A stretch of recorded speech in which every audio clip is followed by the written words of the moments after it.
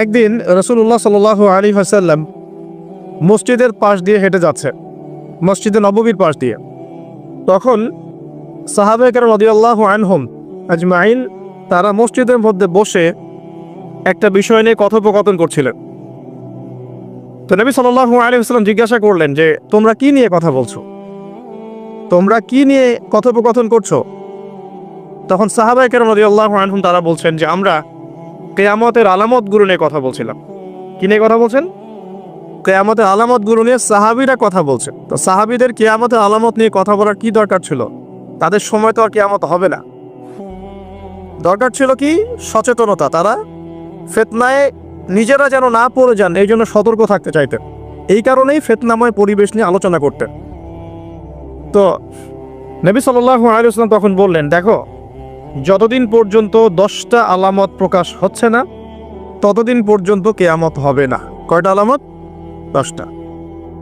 নবী সাল্লাল্লাহু আলাইহি ওয়াসাল্লাম প্রথমে বললেন 1 নাম্বার হচ্ছে মাসিহুদ দাজ্জাল। কি নাম? মাসিহুদ দাজ্জাল। 2 নাম্বার হচ্ছে ইয়াজুজ এবং মাজুজ। এর আদম সন্তান পৃথিবীতে বের হবে এবং পুরো পৃথিবীটা ম্যাসাকার করে ছেড়ে দিবে। আর মাসিহুদ দাজ্জাল সেও বের হবে শেষ জামানায়, যে ইহুদিদেরকে নিয়ে পুরো বিশ্ব শাসন করবে, বিশ্বের প্রতিটা ডিপার্টমেন্ট সে রুল করবে। এবং দাজ্জালের চেয়ে ভয়ঙ্কর কোনো ফিতনা এই পৃথিবীতে আসে নাই, আসবেও না। প্রত্যেক নবী তার কওমকে দাজ্জাল সম্পর্কে সতর্ক করেছিলেন।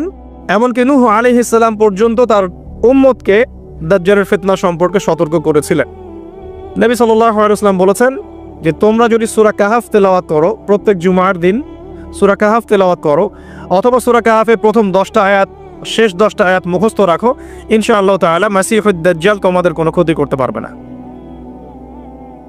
1 মাসিহুদ দাজ্জাল, 2 ইয়াজুজ আর মাজুজ, 3 হচ্ছে ঈসা ইবনে মারইয়াম। ঈসা ইবনে মারইয়াম যতক্ষণ পর্যন্ত না আসছেন, পৃথিবীতে আবার ইউটার্ন না করছেন এবং তার হাতে মাসিহুদ দাজ্জাল নিহত না হচ্ছে, কিয়ামত হবে না। 4 দাব্বাতুল আরদ, অর্থাৎ পৃথিবীর ভিতরে একটা প্রাণী আছে, মাটি ফেরে এই প্রাণীটা বের হবে কিয়ামতের আগে আগে, এবং এই প্রাণীটা মানুষের সাথে কথাবার্তা বলবে, কথা বলতে পারা প্রাণী। এই যতক্ষণ বের হচ্ছে না কিয়ামত হবে না ইনশাআল্লাহ তাআলা। কটা বললাম? 4টা। 5 হচ্ছে দুখান বা ধোঁয়া। এই পুরো পৃথিবীর আকাশটা একটা নির্দিষ্ট সময় পর্যন্ত ধোঁয়ায় ছেয়ে যাবে এবং হতে পারে, আল্লাহু আলাম, হতে পারে যে সূর্যের আলো পৃথিবীতে পৌঁছাবে না, এমন ধোঁয়া হতে পারে। পুরো পৃথিবীটা ধোঁয়ায় ছেয়ে যাবে, এটা সূরা দুখানের মধ্যেও বলা আছে। এটা 5। 6 নম্বরে নবী সাল্লাল্লাহু আলাইহি ওয়াসাল্লাম বলছেন যে একটা ভূমিকম্প হবে পৃথিবীর পূর্ব দিকে।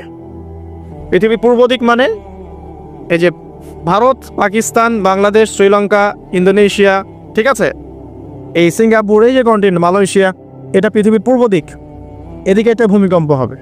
তারপরে 7 পৃথিবীর পশ্চিমে একটা ভূমিকম্প হবে। পশ্চিম মানে বোঝেন না?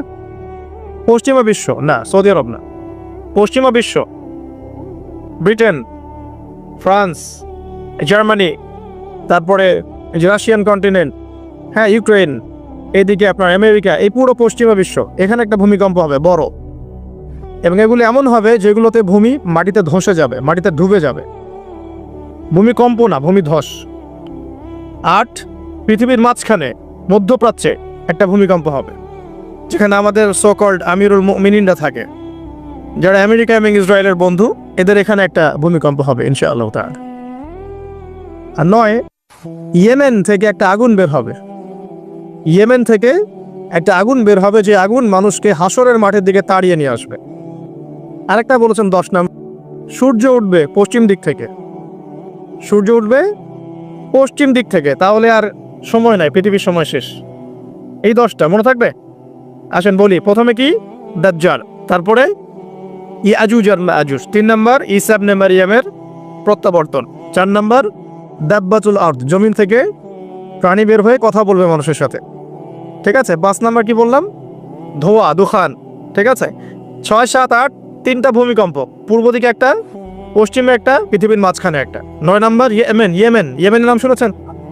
ওই যে যেখানে সৌদিরা বোম মারছে আর কি, ইয়েমেনের বাচ্চাদেরকে বোম মারে হত্যা করছে না, জানেন না খবর? তো ওই ইয়েমেনের ছোট ছোট বাচ্চারা শিয়া সুন্নির কি বোঝে আমার বুঝে আসে না। ওই ছোট ছোট বাচ্চাগুলো শিয়া সুন্নির কি বোঝে আমার বুঝে আসে না। আমেরিকার টাকা খেয়ে এরা ঠিকই বোম মারছে এখানে, আর এই বোমগুলো তো এরা তৈরি করতে পারে না, আমেরিকার কাছ থেকে কিনে নেয়।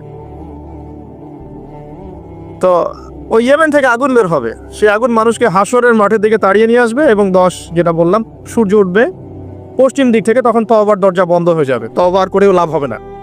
দুইটা সময় তওবা করে লাভ নাই। একটা হচ্ছে মৌতের যন্ত্রণা শুরু হয়ে গেলে, মৃত্যুর যন্ত্রণা শুরু হয়ে গেলে আগে পা থেকে শুরু হয়ে আস্তে আস্তে গলার দিকে আসে।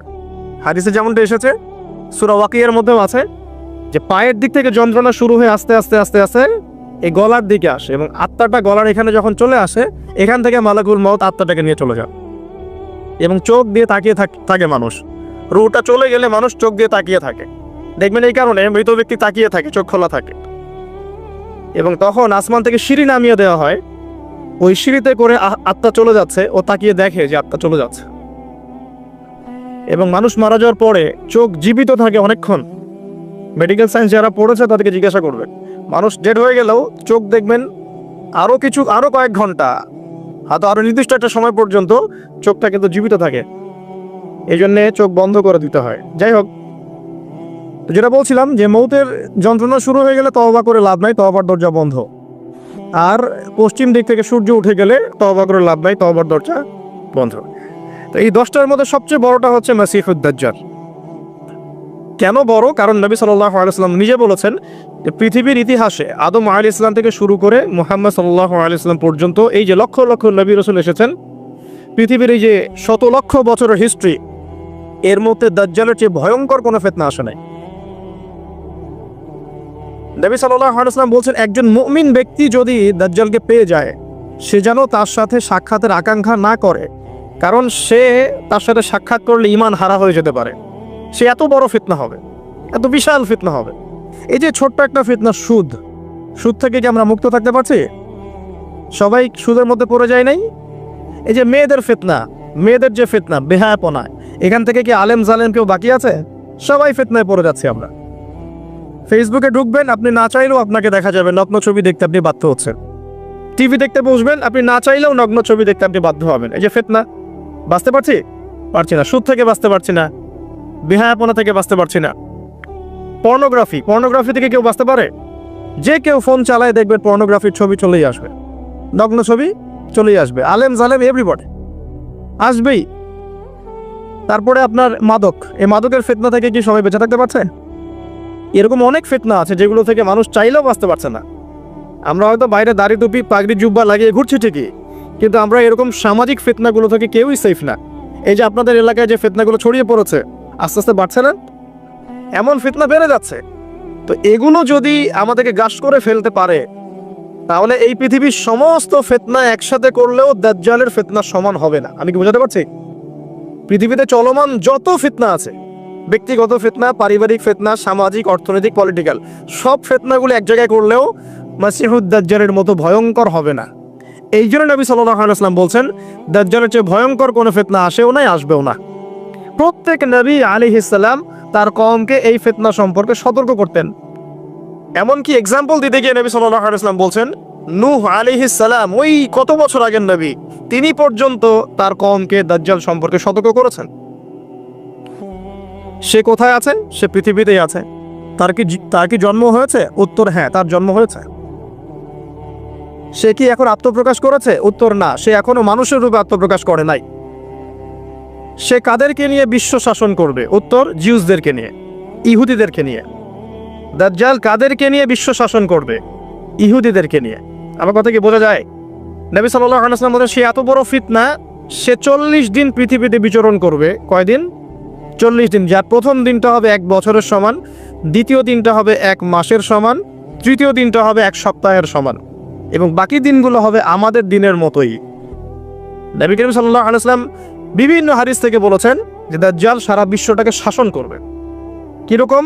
মানে সে ইলাহ দাবি করে বসবে। আল্লাহ পাক তাকে কিছু অলৌকিকত্ব দিবেন মানুষকে ফিতনায় পরীক্ষা করার জন্য। যারা ওর উপর ঈমান আনবে, দাজ্জালের প্রতি ঈমান আনবে, দাজ্জাল ওদেরকে জান্নাত দিবে। তার এক হাতে থাকবে জান্নাত, এক হাতে জাহান্নাম। মানে অরিজিনাল জান্নাত জাহান্নাম নয়, কারণ জান্নাত জাহান্নামকে হাতে নিয়ে ঘোরা যায়? যায় না। আমাদের কিছু প্রোটেস্ট্যান্ট মুসলিম ভাই আছে, তারা মনে করে যেটা হাদিসের শব্দ ওইটাই, মানে হাদিসে যেটা শব্দ সেটাই, এর কোনো ইন্টারপ্রিটেশন ব্যাখ্যায় তারা বিশ্বাস করে না। তাহলে এক হাতে জান্নাত এক হাতে জাহান্নামের ব্যাখ্যা আপনি কি করবেন? সত্যি সত্যি কি হাতে জান্নাত জাহান্নাম নিয়ে কেউ ঘুরতে পারে?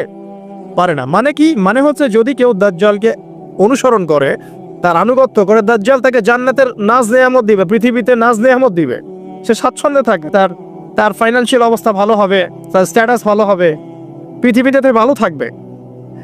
আর যদি কেউ দাজ্জালকে অস্বীকার করে, তার বিরুদ্ধে দাঁড়ায়, তখন দাজ্জাল তাকে অত্যাচার করবে, অন্যায় করবে, জুলুম করবে, তার অবস্থা পৃথিবীতে হেয় প্রতিপন্ন হয়ে যাবে। জান্নাত জাহান্নাম, দাজ্জাল